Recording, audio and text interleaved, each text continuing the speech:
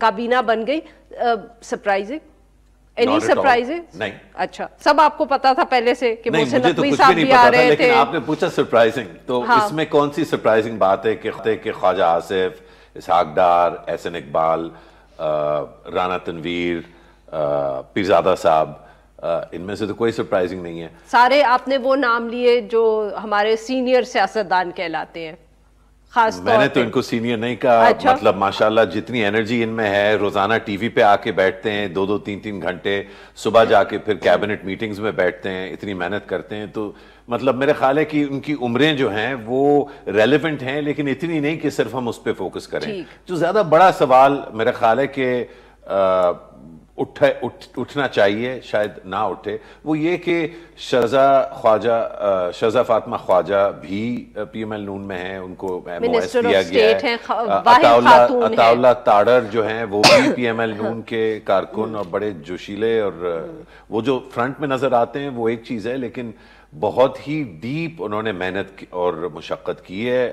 بہت قریبی طور پہ وزیر اعظم صاحب کے ساتھ 2009 سے کم از کم وہ کام کر رہے ہیں. بہت ڈیپلی وہ سمجھتے ہیں چیزوں کو. یہ جو عنصر ہے میڈیا کا، اس نے ان کی ریپیوٹیشن کو میں سمجھتا ہوں بہت خراب کیا ہے، لیکن وہ بھی ایک معقول چوائس ہیں، ایک پولیٹیکل ورکر ہیں. تو سوال یہ بنتا ہے کہ ایک ایسے ملک میں جہاں سب یہ مانتے ہیں، تسلیم کرتے ہیں کہ نوجوان جو ہے وہ ایک تو ان کا یہ ملک ہے، اور دوسرا کہ وہ نالاں ہیں، ناراض ہیں، غصے میں ہیں، غم میں ہیں. نوجوان پاکستان میں یہ نہیں سمجھتے کہ اس الیکشن کے بعد اس طرح سے جو ہے حکمت عملی ہوئی جس طرح سے ووٹ ڈالے گئے. یہ ایک کامن پرسیپشن ہے.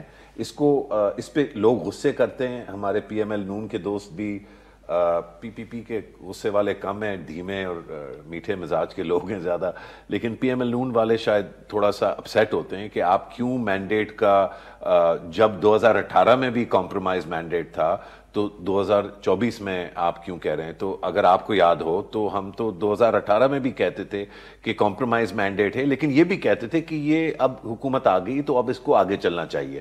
میرا جو مسئلہ اس وقت بھی تھا اور اب بھی ہے وہ یہ کہ اگر آگے چلنے والی بات ہے تو کیا 74 سالہ، 76 سالہ، 78 سالہ، 67 سالہ لوگ جو ہیں وہ چیزوں کو آگے دیکھیں گے؟ وہ دیکھیں گے کہ 2030 اور 2040 میں پاکستان کیسے ہوگا، یا وہ یہ دیکھیں گے کہ ان کے ساتھ کیا زیادتیاں ہوئی؟ ان سب کے ساتھ یہ بیچارے سب جو ہیں، لٹرلی پوری یہ لسٹ ہے جن کو جیل میں ڈالا گیا، جن کے ساتھ زیادتی ہوئی.